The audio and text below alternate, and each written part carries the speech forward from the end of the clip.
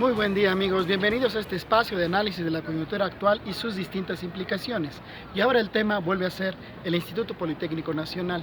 Recién hemos sido testigos y asaltados por noticias de represión o aparente represión en la vocacional número 5 localizada en la Ciudadela, en la Ciudad de México. Parece, al decir de los estudiantes que están en paro en esta escuela desde hace unas semanas, que porros atacaron con petardos al interior del plantel e incluso esto ha provocado que un joven saliera herido gravemente de una de sus manos. Pero más allá del evento violento que se ha dado y que no podemos en ninguna forma aprobar, que no podemos dejar de lado, que no podemos descuidar, más allá de este evento represivo hay que entender esta situación y el paro de labores en la vocacional número 5 dentro del contexto que tiene el Instituto Politécnico Nacional desde el año 2014. ¿Qué tenemos aquí? Una institución que ha enfrentado medidas de carácter tecnocrático, de carácter neoliberal, para condicionar los estudios profesionales, para limitar los mismos e imponerles nuevas condiciones de titulación, de estudio a los estudiantes en esta institución señera del México del siglo XX y actual. Junto también medidas de carácter laboral para los docentes dentro del contexto de la reforma educativa. Bueno, sabemos que el Instituto Politécnico Nacional en el 2014 se fue a una huelga para echar para atrás el reglamento general que se les quería imponer. Lo echaron para atrás, la huelga fue exitosa en ese sentido, hicieron renunciar a la entonces directora general, muy ligada, como se dice, a la que fuera dirigente del CENTE, el Bester Gordillo, y ahora los estudiantes politécnicos agrupados en la Asamblea General Politécnica están en un proceso ganado a partir del llamado del famoso diálogo público que todos pudimos seguir en Canal 11. Son los preparativos al Congreso General del Instituto Politécnico Nacional, un congreso que todos deseamos, que todos esperamos sea un congreso democrático, incluyente y resolutivo para precisamente ir construyendo una nueva institución de interés para su comunidad y de interés para las necesidades del país. Bueno, en este contexto que va rumbo al Congreso General Politécnico, ha habido problemas porque las autoridades no han dejado de insistir y de presionar para que este proceso sea a modo a los intereses precisamente de las autoridades del Estado y particularmente del gobierno federal actual. Recordemos que el Instituto Politécnico Nacional no es autónomo, por tanto la injerencia de autoridades federales es directa.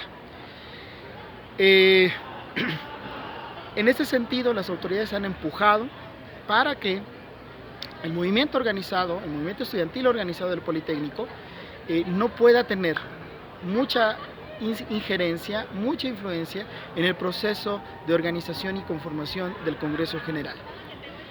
Evidentemente, esto ha implicado una lucha interna muy fuerte entre este estudiantado organizado y las autoridades, al grado incluso que parte de ese estudiantado ha finalmente traicionado la idea original del movimiento estudiantil politécnico y se ha plegado a las autoridades.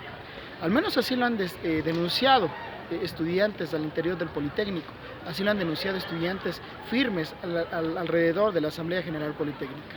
No es fácil, no es sencillo. Habría que estar dentro del IPN para poder entender bien la situación. Pero ese es el escenario que se nos pinta a partir de las denuncias que se han dado, particularmente en redes sociales.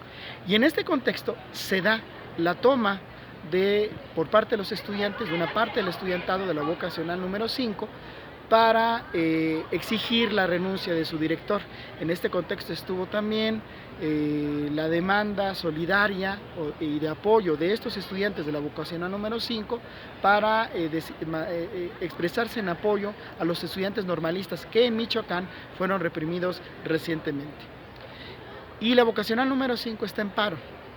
Es un movimiento particular, un movimiento local, que responde a un conflicto interno en donde las autoridades insisten en golpetear a los estudiantes organizados de manera independiente, insisten en sostener a grupos porriles al interior del plantel y que actúen de manera totalmente libre para presionar, para golpear, para reprimir a los estudiantes organizados.